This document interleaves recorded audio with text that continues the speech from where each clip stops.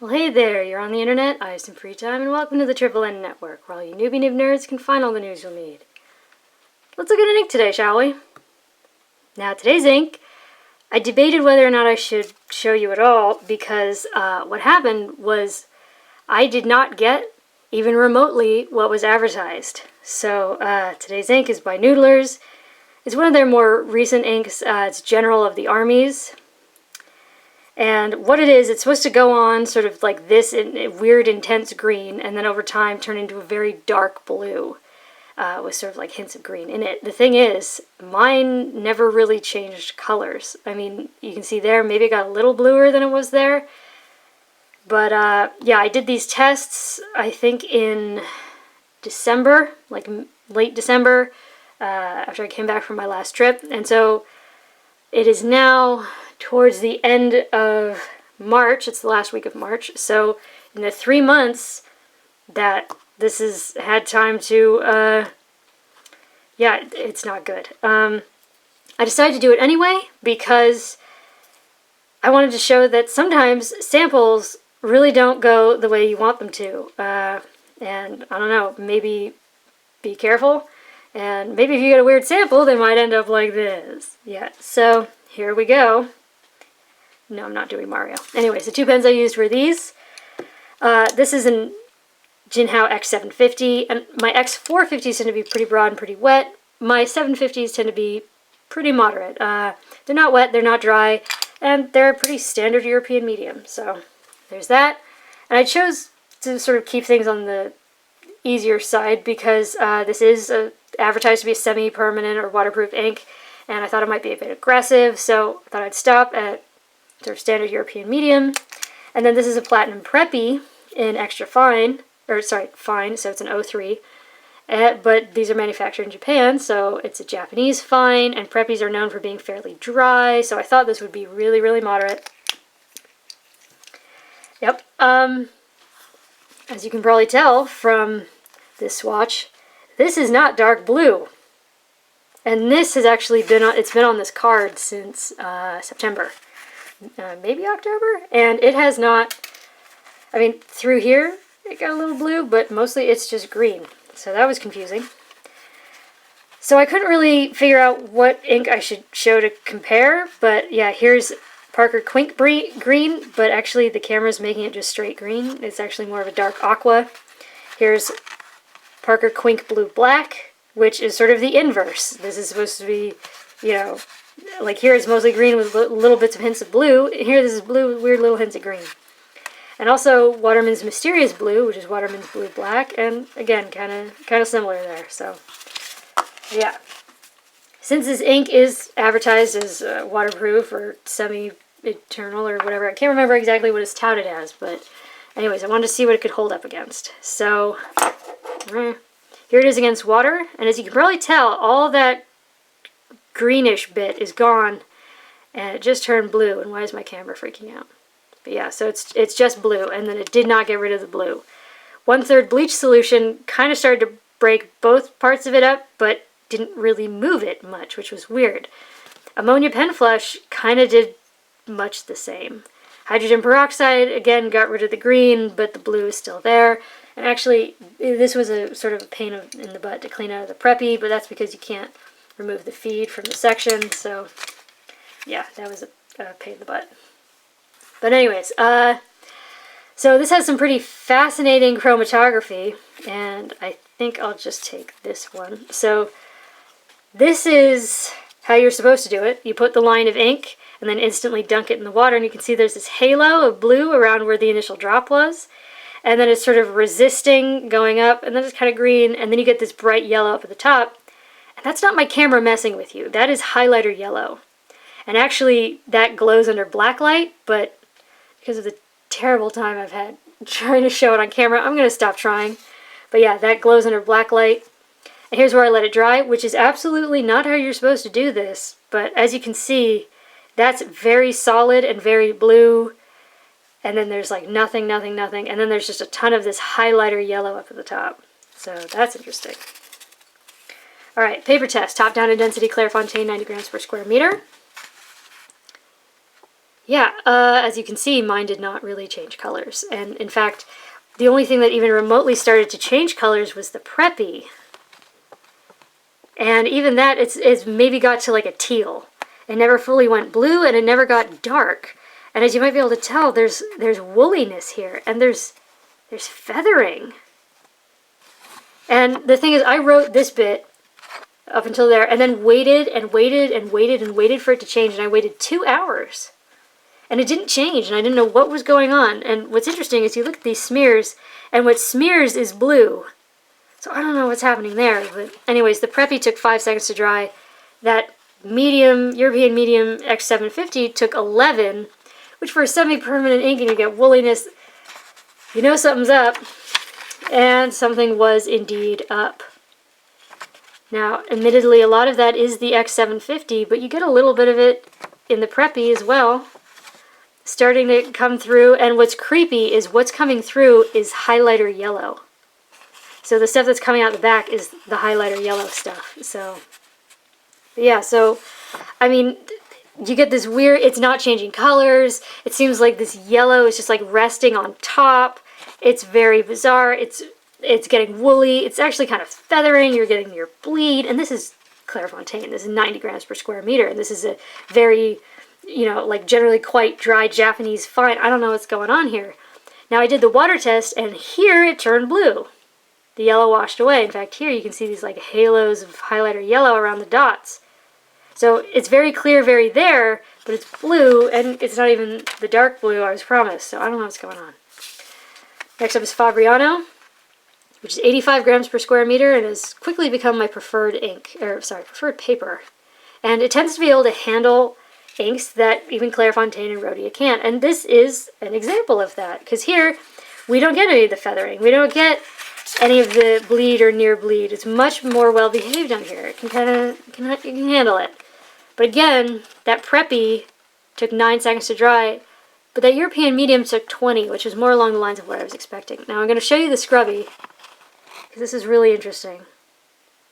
See how there's like the pools of yellow?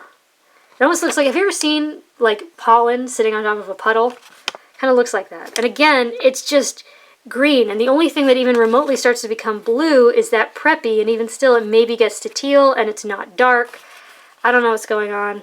I mean, yes, there's shading here on this paper-ish, but I'm not getting what I was promised, and it's weird.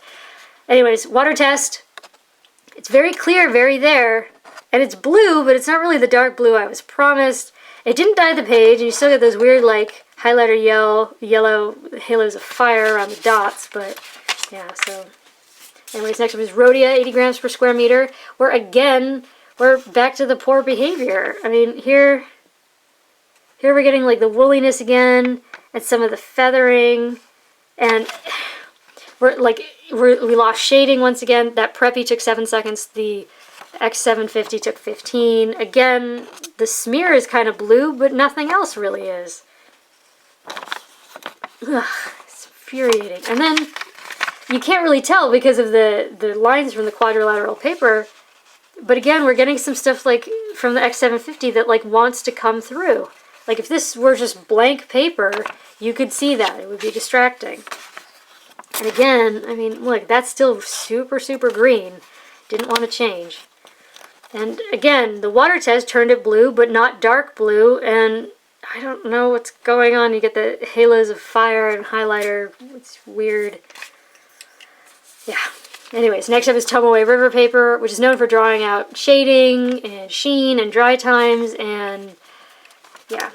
Here, it actually managed to make the ink look thin in some places. And again, we have that, like, pollen in a puddle, weird pooling of yellow. And here, the Preppy kind of started to approach blue-ish, but it never got dark, and it really drew out the dry times. Yeah, that Preppy took 16 seconds. That X750 took 24. You do get kind of a halo effect. You do kind of get some shading, but there's not what I signed up for. And you do get some echo just from the darkness of the ink itself. But then it seems to be letting this highlighter yellow through the back in anywhere that is laid on thick at all. So I don't know what's going on here. Yeah, anyways, the water test, again, it turned blue, but not a very dark blue. But, I mean, it is there. Tomoe River loves to let ink slide away when you add more water, but that's definitely there. And then the weirdest bit is the center of those dots washed out, and all that's left is yellow. It's like an inverse of every other test, but yeah, so I don't know what's going on. Now for the next 3 papers, I just used the Preppy except to write the name. And as you might notice, for some reason on this more absorbent, world's worst 20-pound copier paper, here it actually started to turn blue. But the funny thing is, I was looking at this test maybe a month ago to see if I wanted to film it then, and then it wasn't this blue.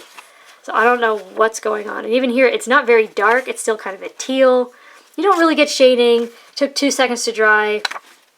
You get spread. The line width got broader. Again, this is a Preppy. You know, it's a Japanese fine. It's fairly dry writing. And then we get these dots all over the back. And it's not just the yellow, but the yellow comes through all over. Especially in that water test, like all the yellow just popped out the back. But anyway, speaking of water tests, again, blue, very clear, very there. We get the yellow sort of coming off. So is it readable? Yes. Is it recoverable? Yes. I'm just upset that this isn't what I asked for. And then we get some feathering. Except it's Mead Notebook Paper. Very common for school children in the United States. And even here, it didn't turn as blue as the 20-pound. So I don't know what's going on here. It's still very green, and it's kind of woolly. It took 1 second to dry. We don't really get any shading. It's a weird color. And then we get this.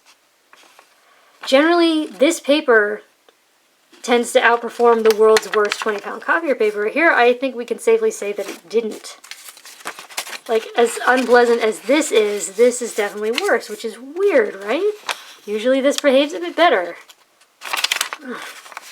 It's woolly, you get some feathering, it's not great.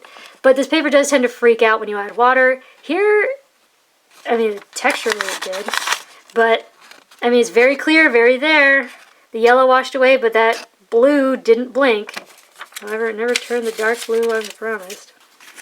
Now, I started testing it on this Moleskine, but I could quickly tell that this was not accurate because it would not bleed no matter what I did. So, unfortunately, even though here it started to turn blue, that's not accurate. That's 12-year-old Moleskine. This is accurate modern Moleskine, which is depressing because look at that. Look at that texture. It's nasty. It's gross. Took 2 seconds to dry.